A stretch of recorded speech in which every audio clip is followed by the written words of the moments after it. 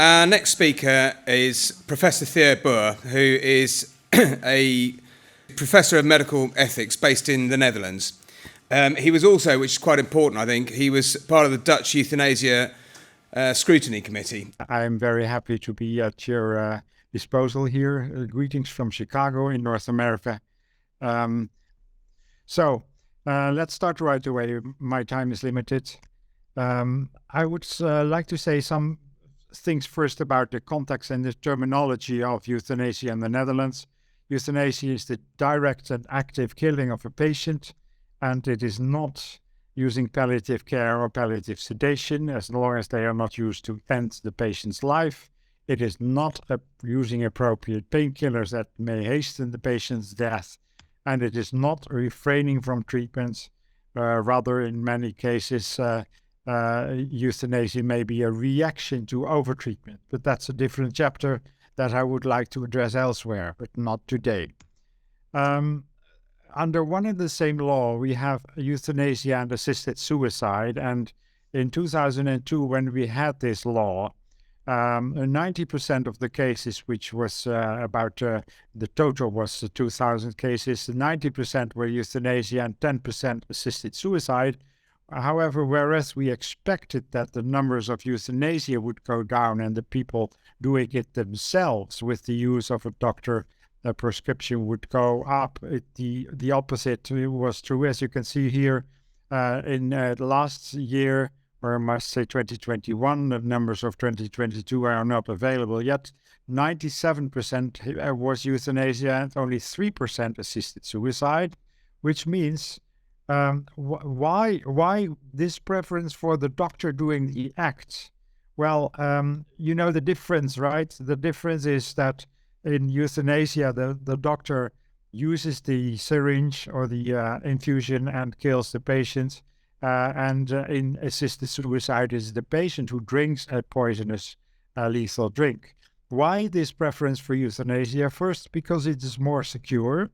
There's hardly any risk that it will fail. It is secondly, it's much faster.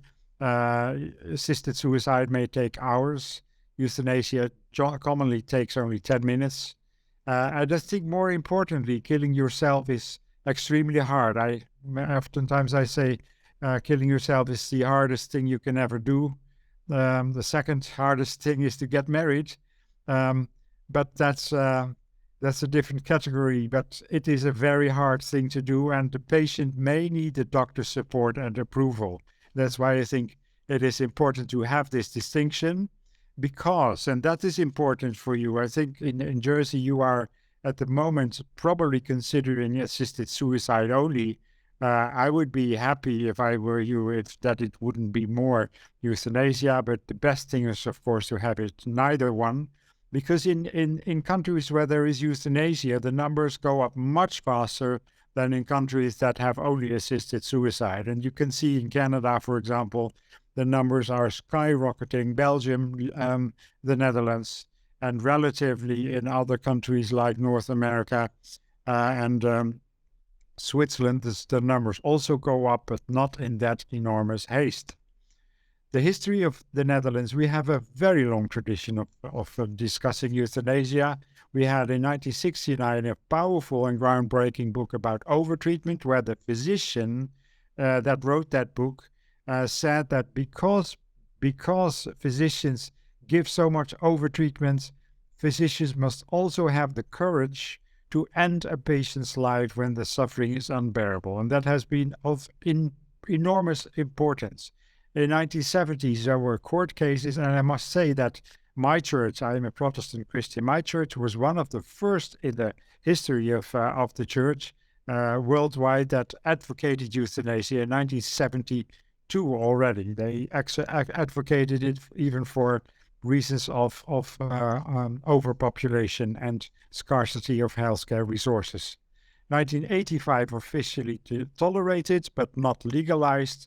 In 1994, we got makeshift law, and finally in 2002, which is exactly 21 years ago, we have a definitive law.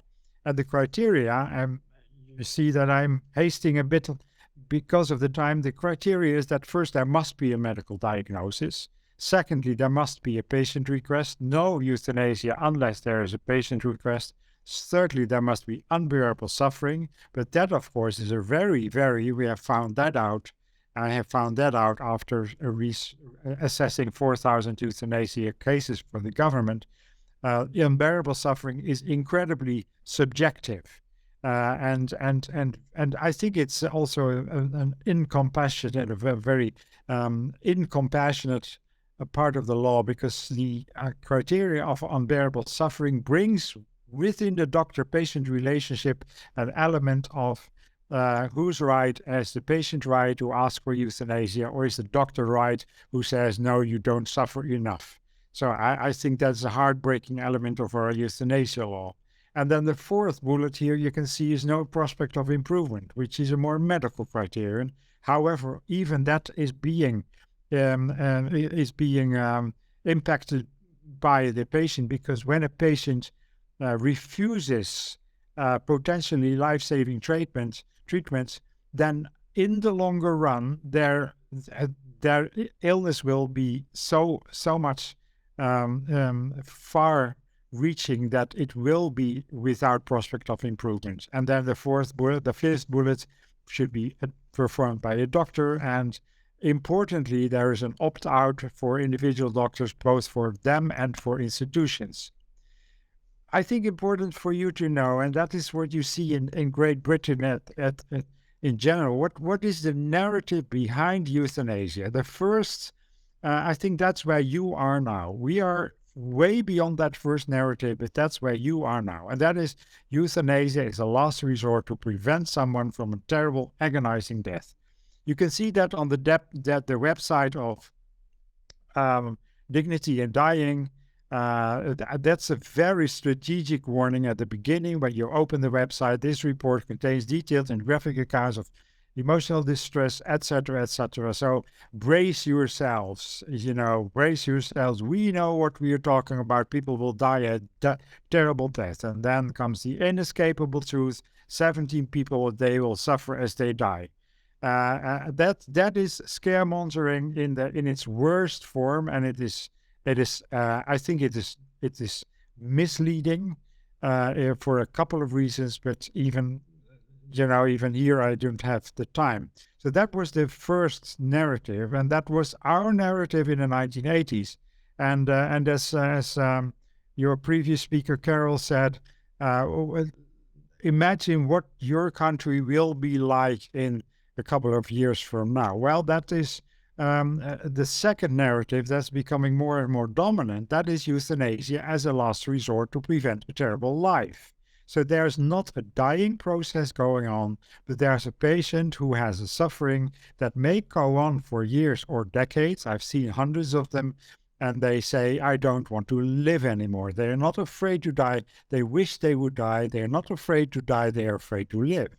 And then the third narrative that follows in its path, and I'm convinced that that is also at the agenda of the pro-euthanasia advocates, that is euthanasia as an expression of an autonomous life for whatever reason. And that is, I've seen cases where euthanasia has become a fashionable death because it's simpler. You can arrange it yourself. There you can announce it to your loved ones, etc. It's a comfortable death. Now, as for the cases of euthanasia, it's important for you to know, because I think if Jersey would legalize euthanasia, or Great Britain for that matter, the first thing that would happen is probably the reported cases would stay level, as they did in my country. As you can see, from 2000 to 2006, the numbers remained level. Actually, they went down because the number of unreported cases went down. So the general number went down. So, but then you see in this chart, you see where we are now. 2020, we had almost 8,000 cases, and I have reliable information that says that we now are close to 9,000, which would come close to 6% of the Dutch population, of the 6% of the Dutch overall mortality. As for the medical context, 2002. The big blue part that you can see here is cancer. That is the narrative of having euthanasia because you are afraid of a terrible death. And you see in the next picture, you can see what it was in 2021. You see here that cancer still is the big majority of all cases. However, you can see like heart and vascular have become much more age-related diseases, also known as polypathology, dementia, psychiatry, a combination. We have had cases of autism, cases of tinnitus, etc. It's a myriad of different illnesses. This is an important and interesting slide because you can see the regional variation, and you can see here that several parts of the Netherlands have relatively little euthanasia, and there are parts where it's much more, and we have even districts where the euthanasia rate is now well above 15% of all cases of all the mortality in the Netherlands. So is there a slippery slope? Yes, ladies and gentlemen, there is in three respects. First, there's in the numbers that I just showed you. Secondly, as I showed you, in the expansion of pathologies. And second, and thirdly, in supply that is creating demand. If there is something available in this case, euthanasia, it will create a demand. Euthanasia changes our view of vulnerability, care dependence, and aging. It does change it a whole lot. Not only the way the euthanasia advocates will see it, but also in the way the euthanasia skeptics will see it. The view of vulnerability, care dependence, and aging, and I would like to make a comparison. It changes life in a similar way as airplanes has changed our views of tourism, language, education, dating, and friendships. Just to name an example, I dated my wife 2 years long while she was living in California and I was living in the Netherlands. That is thanks to airplanes. So thanks to euthanasia, quote unquote, thanks to euthanasia, we have a totally different view of what it means to get care dependent, vulnerable, etc. So how does the slope work? I think the slope works through a technique of justice, a discourse of justice. Why only for those and not for those? For example, why euthanasia only for the terminally ill, as it was in Canada in 2016, and not also for the chronically ill? Why, secondly, why are euthanasia only for the physically ill and not also for the psychiatric patients? That's where Canada is now, I think, starting from February 2023. Why euthanasia only for competent patients and not also for those miserable patients with an advanced directive? Why euthanasia only for patients with a medical condition and not also for anyone who suffers unbearably? Why would medical suffering be the only suffering that is unbearable? I've seen people suffering from illness, from loneliness, and from having no money whatsoever, or having no friends or no spouse whatsoever. Why only euthanasia only for those who suffer? That's the fifth discourse of justice. Why only for those who suffer and not also for anyone who asks it? Because who are we to decide that you must suffer in order to get euthanasia? If we write autonomy with a capital A, why should a patient have to suffer? Perhaps the patient has their own reasons for having euthanasia. And then finally, why euthanasia only for people who can ask for it, and not also for those of our loved ones who cannot? And we just legalized child euthanasia in the Netherlands, meaning that from age 1 through 11, children can have euthanasia, whether or not they are competent. That is because we love them and we don't want them to suffer. My question, of course, is, and we've had cases of that kind, my question, of course, is why not euthanasia for our parents who are, for example, in an advanced stage of dementia? So I think this justice and equality discourse will continue, and my observation and my solid conviction is that pro-euthanasia organizations work step by step.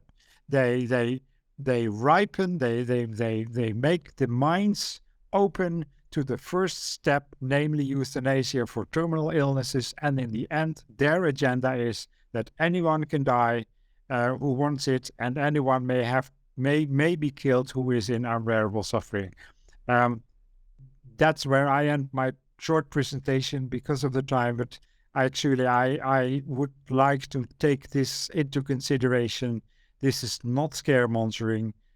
We have seen it in any country. There's no country in the world where once you have legalized euthanasia or some form of assisted dying, the criteria will not widen and widen furthermore.